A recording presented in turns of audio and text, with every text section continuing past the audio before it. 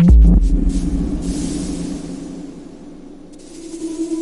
few summers ago, I decided to head out for a solo camping trip just an hour north of Fairbanks, Alaska, near the White Mountains. I had already been out there for 2 nights, with my tent set up and everything in place. It was just past noon, and I had started a small fire to enjoy some lunch when someone unexpectedly appeared. It completely caught me off guard. I hadn't seen a single person, or even much wildlife, since arriving. I didn't hear him approach either. It was like he materialized out of nowhere. Still, he looked like a regular hiker, dressed in outdoor gear with a backpack slung over his shoulder. He gave off a calm vibe and simply asked if I knew where a certain cabin was. While I hadn't been to the shelter myself, I was familiar with what he was referring to. Many of the hiking trails in that area have small public cabins, shelters left for temporary use, typically in poor condition and first come, first served. I remembered spotting a narrow trail branching off into the forest nearby. I figured it led to one of those places and pointed him in that direction. He thanked me politely and walked away. At the time, I didn't give it much more thought. I was mostly just surprised to run into someone out there. The rest of the day was peaceful. I tended to the fire, admired the stillness of the woods, and soaked in the quiet before packing up the next morning. The plan was to leave after one final night under the stars. It was around 9 or 10 p.m. But in Alaska, during that time of year, the sun barely sets. The sky was dim but not dark. The sun hung low on the horizon, casting long shadows through the trees. That's when I noticed movement. Someone was walking toward my campsite from the forest. As they got closer, I realized it was the same hiker from earlier. Naturally, I was confused. He came up to me and explained he couldn't find the shelter. I told him again where I thought the path was, but he insisted he couldn't locate the trail at all. Then he asked me to guide him to it. He mentioned he didn't have a tent and had planned on staying in that cabin. The whole thing was strange. If he'd been looking for hours and hadn't found it, what had he been doing all this time? I felt uneasy, but I also didn't want to leave him stranded. Reluctantly, I slung my bag over my shoulder and agreed to walk him there. It wasn't far, maybe a 10-minute hike. The walk was oddly quiet. Neither of us spoke much. The tension in the air was hard to ignore. Eventually, we arrived at the trail I'd seen. Sure enough, the shelter was visible in the distance. Even with the trees blocking parts of it, you could clearly make it out. There was no way he could have missed it with my original directions. We continued down the path, getting closer. But instead of thanking me, he just stood there, saying this wasn't the right cabin. I didn't understand. It was the only one out here. We went all the way to the building. It looked like it hadn't been used in years. Rotting wood, broken windows, overgrown surroundings. These public shelters are often run down, but this one seemed especially neglected. As I stood there examining the place, I suddenly realized the man had gone quiet. I turned around and saw him standing a short distance away. He wasn't moving. In his hand was a knife, and his face had gone blank, his eyes hollow. In a flat, emotionless voice, he told me to go inside. I froze, trying to process what was happening. I asked him what this was about, but he repeated his demand, go inside. Fear surged through me. I knew I couldn't obey. If I went in, I might not make it back out. So I acted fast. I dropped my bag to lighten my load and sprinted back toward the forest. Oddly, he didn't chase me. When I glanced back, he was still standing in the same spot, knife in hand, watching silently. I stayed there for maybe 30 minutes, heart pounding, ears alert to any movement. When I felt it was safe enough, I carefully crept back toward the cabin to retrieve my bag. But the man was gone. My bag was missing too. I'd thought leaving it would help me escape faster, but now I regretted that. Everything was in their phone, wallet, keys, my only way to contact the outside world. I turned and made my way back to my campsite. As I approached, a chill went down my spine. There was a fire burning. I had left it hours ago, and it should have burned out by now. I got closer and saw my tent still standing, but the man wasn't in sight. Then I saw it, my bag. It was sitting neatly in the middle of the site. I should have been relieved, but instead I felt dread. Why would he bring it back? He must have expected I'd return to the cabin, find nothing, then come back to the campsite. I was about to make a run for it when the man stepped out. From behind the darkness, he casually tossed more wood into the fire and sat down. He was humming to himself, calm and collected, as if he were waiting for something, or someone. That was it for me. I didn't say a word. I turned around and found the main trail. I walked through the woods in the dark for hours until I finally flagged down a driver who helped me contact the police. The next morning, Officers went out to the site with park rangers. There was no sign of the man or of my belongings. Everything had been cleared. Even the rocks around the fire pit had been scattered and hidden, like someone wanted to erase every trace of my camp. The rangers told me that the cabin was no longer monitored. It hadn't been maintained or visited by staff in years. I still think about what might have happened if I had listened to that man and walked into that abandoned shelter.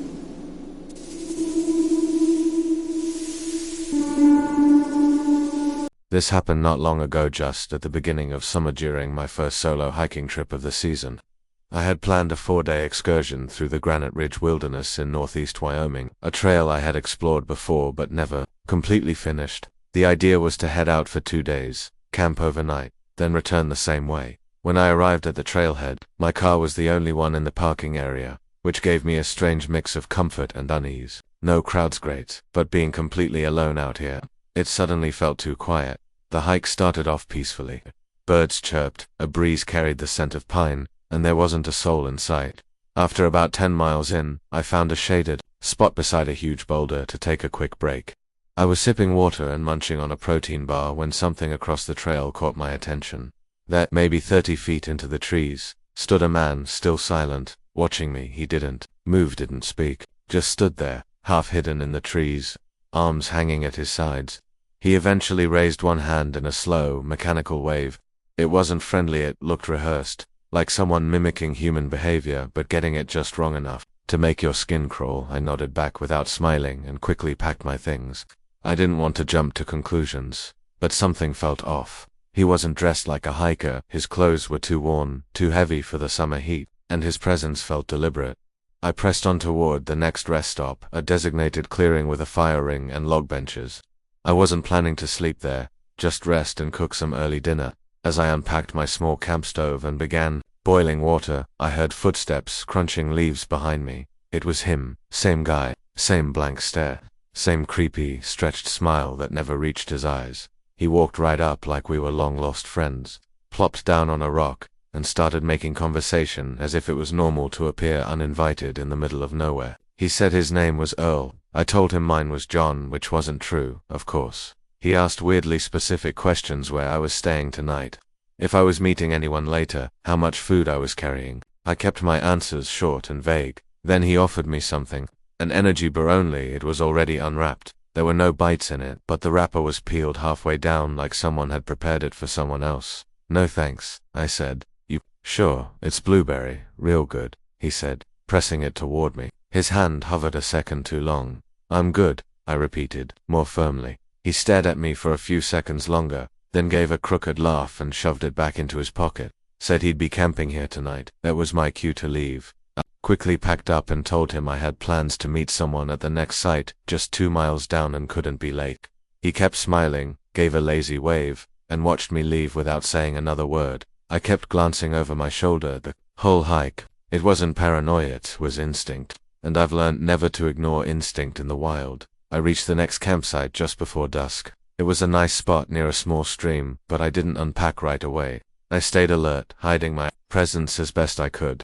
I waited. Not 20 minutes later, I heard movement in the trees, and there he was, again, same tattered shirt, same dark jeans, same empty grin. I stepped out from behind a tree and asked, point blank, "Are you following me?" He gave a soft chuckle and said, "Well, yeah, kind of. You seemed interesting." Then, almost proudly, he asked, "You hungry yet?" I didn't respond. I just shouldered my bag and started walking. I didn't run. I didn't want him to chase. I just walked fast and steady, straight back toward the trailhead. But I didn't go all the way back. Instead, after about 4 miles, I slipped off trail and hiked deep into the woods, far enough that no one would find me unless they were trying very hard. I set up camp in complete silence. That night, I didn't sleep much. Every little twig snap made me sit up, ears straining. Around 3 a.m., I heard soft footsteps moving near the direction of the main trail. They lingered, then slowly faded away. He hadn't found meat. Sunrise. I packed everything up in record time and didn't stop moving until I reached my car. I still have no idea what that man wanted. Maybe he was just strange, or maybe he had much darker intentions. But one thing's for sure, he wasn't just another hiker, and I wasn't his first target.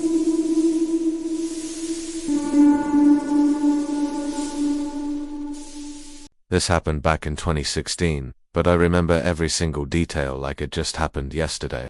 I often go camping in the woods just south of my town, probably 4 or 5 times a year. That weekend I had this urge to disconnect and spend some time by myself, so I quickly packed my bag and drove out to my favorite trail. I'm not even sure if that trail is officially marked on any map. No one else ever seemed to hike or camp there. I don't think it was a well-known route. I parked on the side of the road by the trees, grabbed my backpack, and hiked for about 2 hours until I reached the end of the path.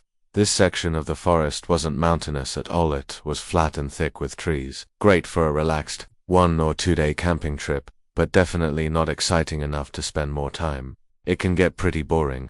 The campsite itself had nothing fancy about it. Since there were still a few hours before sunset, I took my time setting everything up, got a fire going, and just kicked back. I snacked on some trail mix, listening to the fire crackle and birds chirping as the sun dipped lower. I threw a few more sticks into the fire. I've always found it fascinating how the forest transitions from alive and buzzing with noise to absolute silence the moment the sun sets. About 25 minutes into that eerie quiet, something strange broke the silence. Was coming from far off in the woods, some kind of old classical tune like something you'd hear on a record player. It felt distant but clear. I stood up and tried to pinpoint the direction. Maybe it was another campsite nearby, possibly a group playing music loudly. Move at first. I just stood by my campfire listening.